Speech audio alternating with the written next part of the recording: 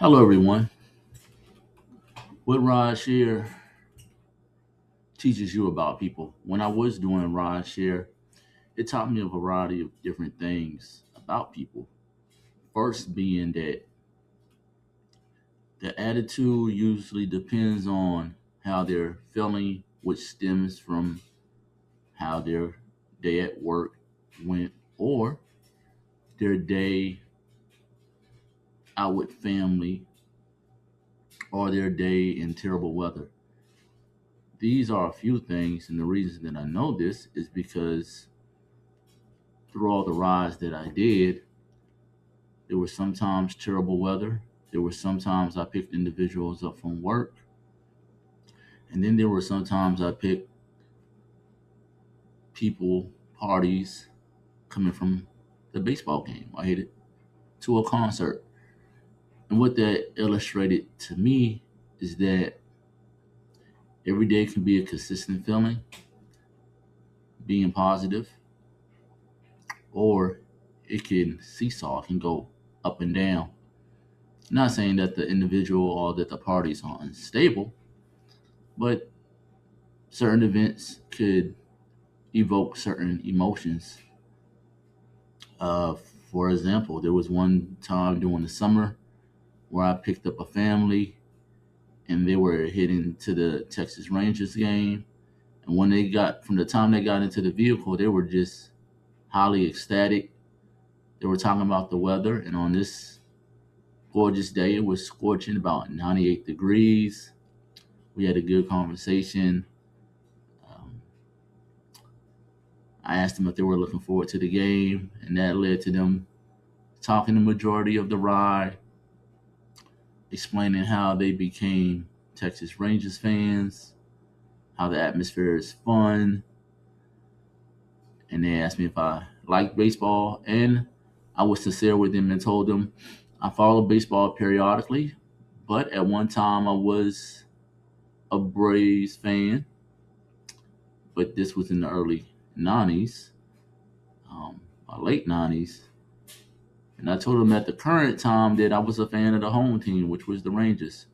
Now it does help that they just won the World Series not too long ago, So that was a real fun discussion. And by the time I dropped them off, they shared with me that they feel as though that the Rangers were going to win again within the next 2 to 3 years.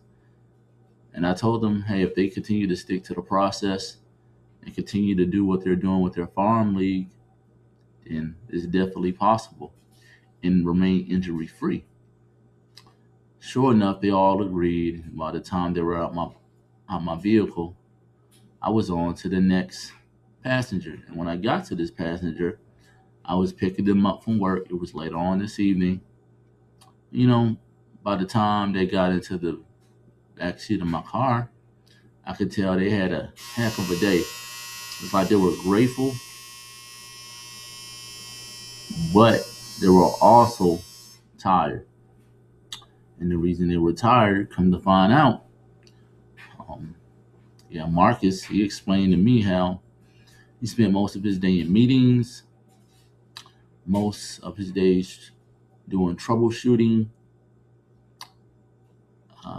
because he was in help desk. He had to meet with certain parties. And I understood it. He was somewhat talkative.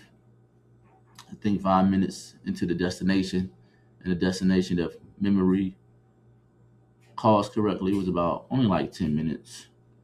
Um, so when he was talking, he was telling me that he was looking forward to, hitting home, letting his dog out, making him a hot plate, and just decompressing. Because he said the following day he had off. I told him that, hey,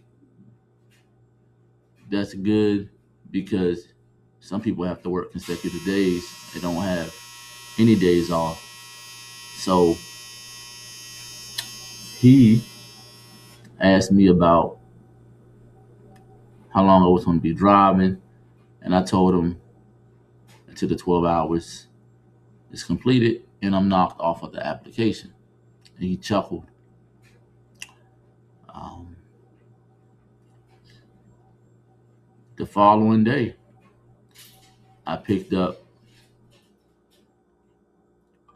a couple. They were going to a concert, and I was a country artist, and I can't remember the name of the artist, but I know I had just became familiar with the artist, so I was able to converse with them about that, mainly asking them questions to let them speak on the artist that they're going to see. Because like when I pulled up to the driveway to their home, they got into my vehicle and I was already playing the song by happenstance. And I liked the song and their energy was terrific. I mean, they were vibrant, they were smiling, they were talking to different family members. It wasn't a large party, it was only a party of 3 people. Um, and I took them down to Arlington and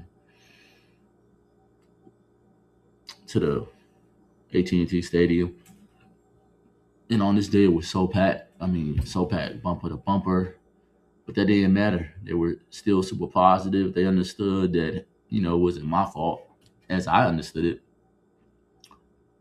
But as it pertains to them, I mean, they were so happy and so looking forward to this event to see this artist. If you ever lived, or if you do live in the DFW area, when you drive down to the AT&T Stadium and they have events going on, they have a lot of areas blocked off. There's a lot of traffic. So I had to let them out, which I asked them, but just as I was about to ask them, simultaneously, they was like, hey, you can let us out here. So I let them out here. They thanked me for picking them up. Of course, they gave me a good tip because they wanted to. I wasn't entitled. So I was very appreciative for that. And then from there, I just kept it pushing.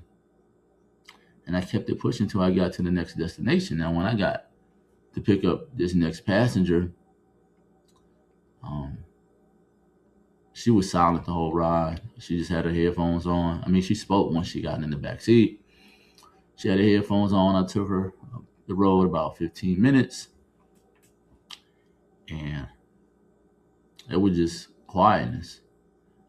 But even in that taught me that, she just wanted to get lost in the music. She didn't want to be disturbed. She could have had an amazing day, or she could have had a tough day to where she wanted to calm down, decompress. She probably was letting it out in her own way. Some individuals, some people try to internalize things and they don't let it out. And one way of letting things out, from what this passenger reiterated to me, which was listening to music. And I don't know the kind of music she was listening to, but I'm sure different artists and different genres could evoke out different emotions. So again, I wasn't really able to converse with her, but from looking in the mirror from time to time, because when you drive, you got to look in the mirror.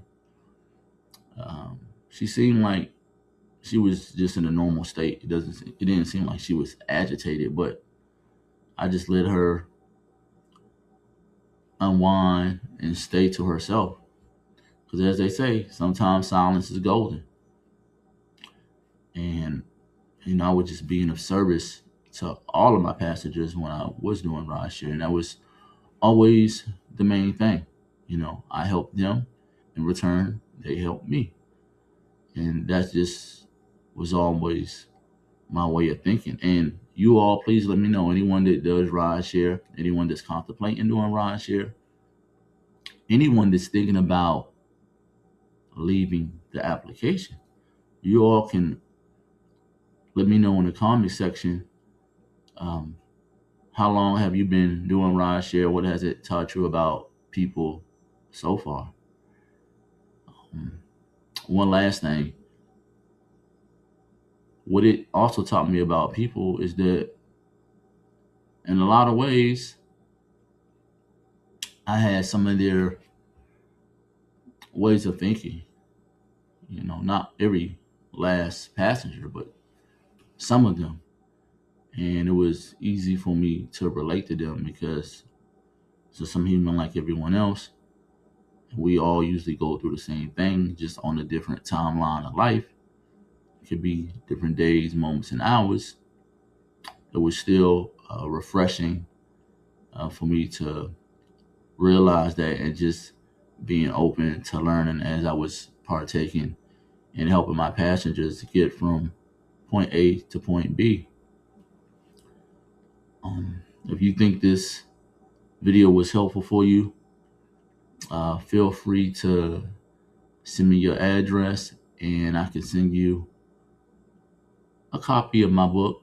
Shipping is free. The name of the book is Miles Behind Me, Memoir from a Former Rideshare Driver.